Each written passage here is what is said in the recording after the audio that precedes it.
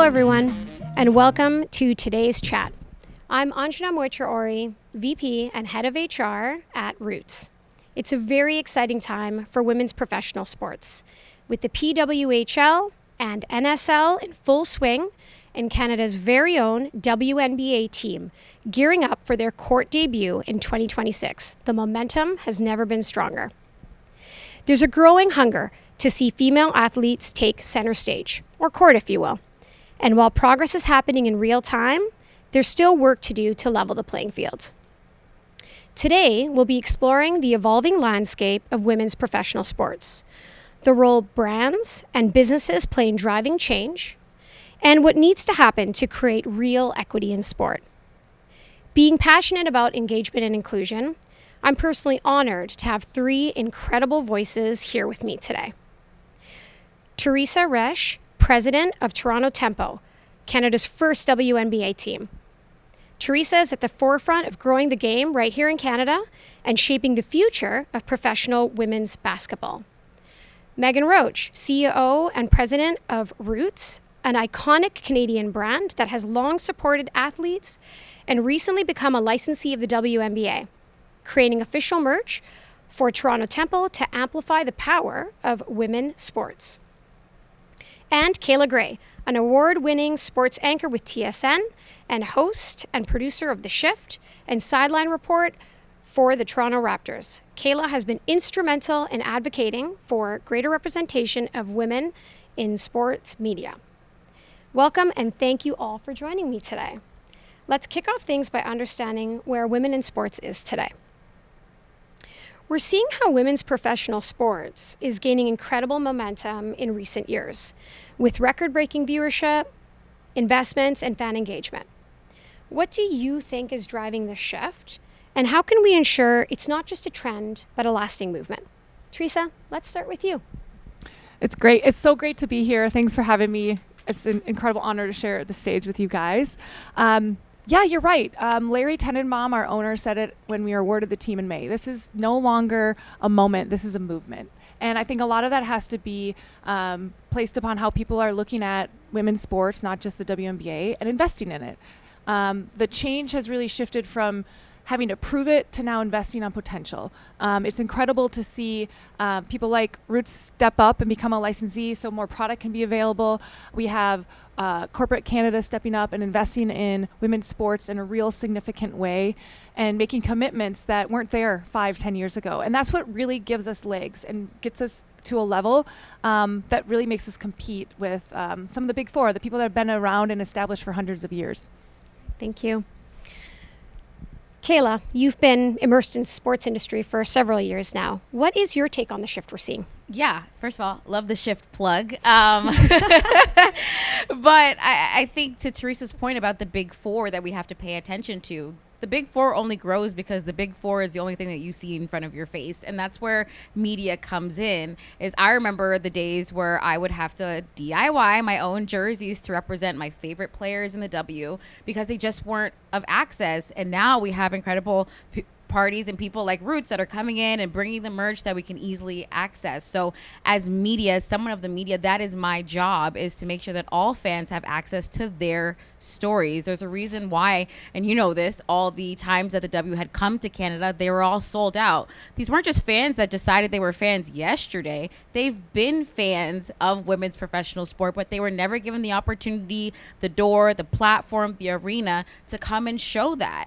And so I think that this is a massive wake-up call and also a message to members and media to step up and to show people who they are in the stories that we tell. And I take great responsibility in that with my show of making sure young boys and young girls see themselves represented so that they too can one day play or one day be in front office or one day get behind creating a fan base and this camaraderie that exists within that space. That's great. Your mention of young boys and young girls, when the Toronto Tempo merch dropped at Roots, I took my 11-year-old son and my 14-year-old daughter right away, and then on the way there I admittedly started to think, well, what do they even know about the about Tempo? And surprised that both of them were super excited, totally aware. And in fact, my son rocked his merch the very next day at school. And I could hear him and his buddies talking about how excited they were that Toronto had a WNBA team. All right, next question. Where are we still seeing the biggest barriers for women in sports? Kayla. Ooh, biggest barriers I would say is just the understanding of how dynamic and powerful intersectionality can be. We talk about just how, from a business standpoint, it's so lucrative right now because of the potential. It's always been that way. But I think when you look into, say, even partnerships around makeup, clothing, all of those things, you know, women are really at the forefront of pushing that dollar. And so I don't really like the conversation around, oh, this is some sort of like charity. And yes, this is their time. Like, it's always been our time. We've been driving the dollar. And so I think the barrier to me that I see existing is just the mindset around women's professional sports and where it can go. I believe we've always been here, but it's just a matter of time of just saying, hey, like, we all need to pour in and move lock in step. And then I think from a media standpoint, it's fighting for it. Who's behind the scenes? I always tell people, they're like, yes, you get to decide what we get to talk about. But, you know, if I'm not in the executive producer side of things, I'm in the talking side of things. I'm just a talking hat. You as an audience and as a fan base have to challenge the networks that you're watching. What are they showing you? What did they tell you is important sport within this country? And so that to me also is something we need to look at. Love that. Thank you. What are your thoughts, Teresa? Yeah, I think Kayla hit a couple on it. I mean, I think from the team side specifically, I just talked about investing, but it needs to be even more. Mm-hmm. So when you talk about how the investment has stepped up and it's been a huge jump, even though it's been a huge jump, we need to make another huge jump. Right. So basically, for every dollar that you spend on women's sports, you need to spend 3 times as much to even be equal with men's, even to get to an equal playing field. And ultimately, if we want to succeed and do better, we have to do even more. So there's a lot of investment that still needs to happen, and it happens at every level. There's the average fan who may not even come to a game, but like you said, your eyeballs also are a huge value. Are you watching the games? Are you buying the merch? How you spend your time and resources is so important for the W and for the progress and the continued progression of women's sports. And then the other piece that I think is going to be a barrier for the women's sport specifically is we a lot of times are playing as tenants in a lot of our facilities, whether it's hockey, us, soccer, and to really get over the gap, we have to be in our own buildings and get first priority and get the best dates and be able to optimize naming rights and be able to optimize food and beverage and all those things. That's a huge investment. You know, to build a professional sports arena is a huge investment, and we need to prove that our business is valuable so we can support that. But ultimately, that's the next barrier that's going to really hold us back. Meghan, as the president of a branch who has historically supported athletes in sport, what barriers are you still seeing for women in sport? Well, first off, I want to say thank you, Teresa and Kayla. I mean, it's incredible to be on the same stage as 2 women who are having such a massive impact right now on women in sports. So thank you for joining us. I would say, you know, it's been talked about, right? I think this concept that it's just a moment, or the concept that, you know, right now there's not as many people following it, and so therefore you shouldn't invest behind it. We have to move past those barriers. We have to recognize that it's here to stay. It's going to be part of the future, and that we have a requirement to invest behind this to ensure that we do have teams, people, fans, young children getting excited and having this momentum continue into the future. So I think the biggest barrier is taking us aside and saying, regardless of how much fans you have, how many fans you have today, regardless of maybe how much investment you have today, we have to continue to drive that going forward to ensure that we can actually continue this momentum. So I'm excited to have been a licensed partner of WNBA, to be able to do official merch, obviously for Toronto Tempo, because I think big brands like Roots that have a big following, we can help that momentum continue, right? We have a big group of people, women and men, who are involved with the brand, and they are excited to be part of this next wave of sports in Canada, which for us is going to be behind people like the WNBA and the Toronto Tempo. And if I can interject, like, I think Megan's a perfect example of what I was talking about, like, who's behind the scenes making the calls. Like, if not for you, I don't know if that happens, right? But because of your lived experience, you're a mother, you know what it is to raise young daughters in this world, you understand the importance. And, you know, you just hope as a fan that there are people that are in the seats capable of making the decisions, that have that lived experience, that understand why it would resonate with people that look like us, that are making the call. Yeah. Yeah. Really, really important for that representation to be at the right tables. That's great. Meghan, next question for you. Roots has championed athletes at every level, from Olympians to rising stars. Recently launching Toronto Tempo collection and becoming a licensee of the WNBA signals the brand's belief in the power of women in sport. From a brand perspective, what role do partnerships like this drive in this change?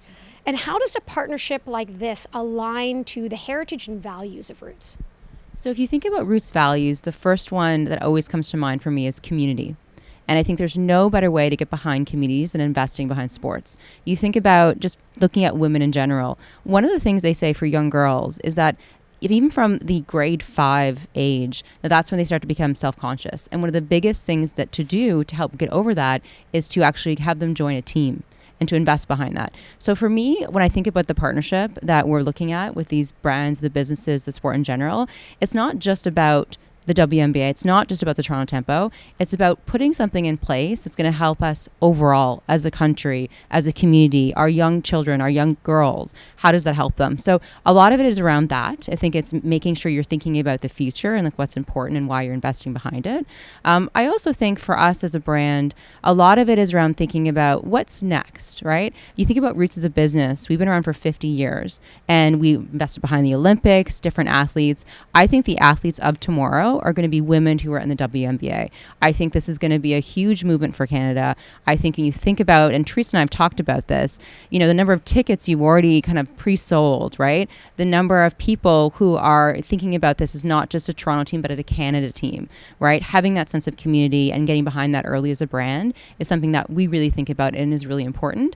And so I think having more brands out there have that mentality that it's not just about a sports team, it's about a movement, it's about a community, it's about investing behind our country, investing behind our youth. And that to me is something that's really important in terms of why we made the decision to get involved in this right now. And I think like Kayla kind of put it out, like it's incredible that you guys became a licensee so we could have that iconic brands on our merchandise launch. But what was great, and I heard so many people, is we were able to have a really great selection of, we had 17 licensees on merchandise launch. It was all different price points that would then encapsulate. So no matter where you kind of are coming from across Canada, you have access to it. And it's something we're going to continue to grow. WNBA has even a wider way of licensees who have stepped up, who are in the same category of you, who believe in partnering with not just the Tempo, but all the teams in the W to make really great product, because if you look good and you're sporting your team, you feel good, and that just creates even more connection. And that's the fandom that's a fan for life. Absolutely.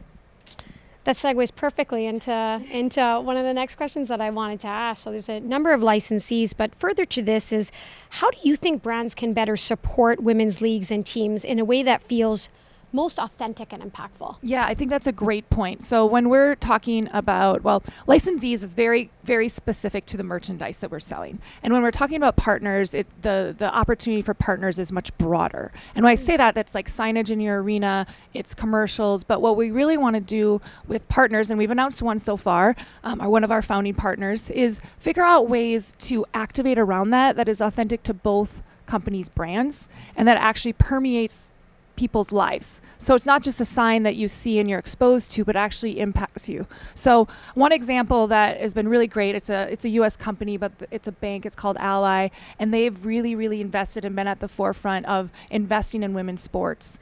And they've really changed the game and how they connect with partners. So in Canada, we might not be exposed to it, but for us at the Temple, we're looking at best practices across the world. And it's one group that has done a really great job of connecting with not only the different brands that they're partnering with, but also with the fans. It's really authentic to their lives and how they're wanting to interact with sport and have it play a part in their life. Right, thank you. Storytelling. Storytelling has, the ability to connect, influence, inspire. It plays a huge role in the visibility and ensuring a community is built around women's professional sports. Kayla, how has media coverage of women's sport evolved? And what more needs to be done to ensure these athletes get the spotlight? Yeah, I think, when I had ideated and pitched the shift outside of, my company that had taken it over the line, I was laughed at. A space that would predominantly focus on, speaking about women and intersectionality and all of those things. Who's laughing Who's now? laughing now? I'm just saying. But no, we've come a long way, and I can't just say like, oh, we were the first.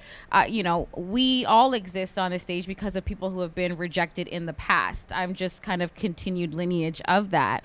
But it's so important. When I think about my why and why storytelling is my purpose, I think about ancestry. I know that gets so deep, but truly our stories are our blueprint. So the next Teresa is going to follow what you've done and what you've laid behind. The next Meghan's going to follow what you've done and what you've laid behind. That's why storytelling is so, so important, because they leave behind cues for the next generation of what to do, what to look out for, what we should care about, what our focus should be. And so when you zone in on just the stories that we're able to tell that reflect what your fans are looking like, that's the importance to me. Yes, I work in sports, and yes, I should care about the numbers, but I care more about the feel. We were talking about like how I got into sports, and all of that was because of just the time I spent with my grandparents. I want to be a part of the moment where you ask a younger generation, hey, when did you become a big Toronto Temple fan? And they say, I remember going to a game and it was tied, and I was there with my dad and my mom, and they were arguing about who would win the game. Like just those little moments. And I think it's important as storytellers to kind of build that hype around those moments to exist, because that's how you get into the legacy conversation, the long lasting conversation of fandom. Truly, in my opinion, sport in these times is one of the rare things that really binds us together as a community. We all come together for our country, I think so, and I love this energy that we're bringing these days too. But yeah, I think for me, where we need to kind of progress is the best way to be a journalist, in my opinion, when people ask me, is stop asking the questions, start listening. And so now that we're kind of handing the mic to these wonderful athletes who are coming into this space, it's going to be incredible for us to hear their stories, hear their backgrounds, hear what matters, hear what resources they also need. So we as people, never mind journalists, but as people can advocate for those resources to be met. And so that to me is just a huge responsibility that media members have, especially around storytelling around a new franchise. Well, it's interesting you say that, because Kayla, you have an incredible platform and you used it so greatly to elevate women's sports. But I think it's also important that you don't have to be a professional storyteller to still be a storyteller, right? So we can all be champions for this, whether it's, in the same way we're all leaders in our own little circle. Like you might just lead your younger siblings or maybe classmates. Like you can also tell the story in that way too. So it's not just on the team to tell this story, and it's incredible to have people in the media who have significant platforms, but don't ever underestimate your own platform. And we can all be storytellers. So talk about Monica Wright just being named our GM. Talk about the greatest of all time, Diana Taurasi, retiring and what she played in this game with your circle, because you can influence that circle too. So I think it's incredible what you've done from your platform, because you were able to impact so many people. But I think it's also sometimes people don't necessarily feel like they have a role in that, but everybody plays a role in storytelling. This is everybody does. thing. Powerful. Thank you. Meghan, how else can athletes be have their stories be put at the forefront? I mean, I think Kayla and Teresa did a fantastic job, I think, of outlining exactly those ways, right? So it's not just about the media. It's also about, how do you have that conversation when you're at the dinner table? You go to dinner with someone, talk about, like, what did you do? Like, oh, I just went to the WNBA team. I saw this amazing. This was so much fun. It was so enjoyable. There's a lot of different ways to support athletes and support WNBA in general outside of just the traditional ways, right? So for me, a lot of it's also just about like having those conversations, get out there, go to a game, buy some season tickets, buy some merch, sure, but also like invest behind the conversations to kind of help push the movement forward. So have those conversations with your friends. Teresa and I were just at a dinner last week, and she had done a fantastic speech, and then my table said, I'm really interested in WNBA. The first thing I did was email someone on her team and say, talk to this person. They want to be a partner, right? And somebody else said, well, I really want to get tickets. I was like, let me help you figure out how to do that. Yep. So there's a lot of that kind of next staging, which is about kind of being active, right? And then athletes in general, I think it's important to tell their true story. So a lot of athletes obviously have more to them than just the sport they play. And so how do you develop that 360 perspective of like what this athlete is outside of just the sport and just the activity? Because I think there's so much more there. And I think the way you connect with people is about telling what's going on in your life, in front of the camera, but also telling about the rest of your life, because that's how you create deeper and more lasting engagement and relationships with them. And I'm excited to see those stories evolve. I know I'm going to be telling the story of chatting with the three of you this morning. That is for sure. Teresa, looking ahead 10 years from now, what does success look like for the Toronto Tempo and for women's professional sports? So when we launched this team, or when we were trying to get the bid, somebody asked me a similar question. It was basically, what's the headline? So I've stuck to this because I do think it's true. I mean, it's basically in 10 years, so 2036, when we're starting that season, the headline that Kayla's going to talk about is the Tempo strives for a back-to-back championship as more Canadians than ever are on opening night rosters. Because it's not just our team. It's going to affect Canada. In 10 years, that means that those girls who enter the draft are usually around 21, 22. That means that they're 11 and 12 right now, which means that they have a great shot to be on rosters in 10 years. And I can't wait for that to be the headline. It's incredible. Your passion is so moving. Like, I can feel how deeply you care about that vision and believe in it. Oh, absolutely. I wouldn't be here if I didn't. Yeah. It's super inspiring.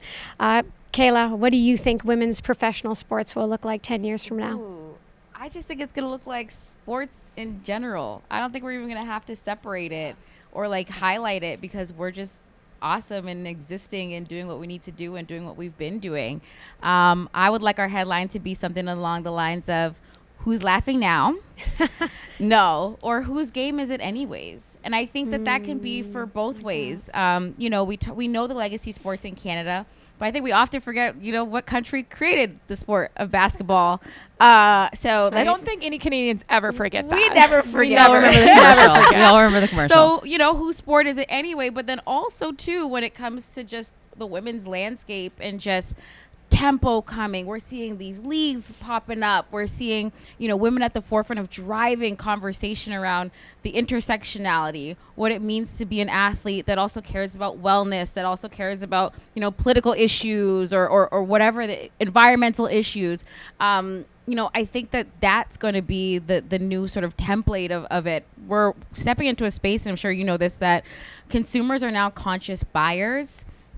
I think when it comes to media, we're going to eventually get to a space where conscious listeners as well and conscious fans as well.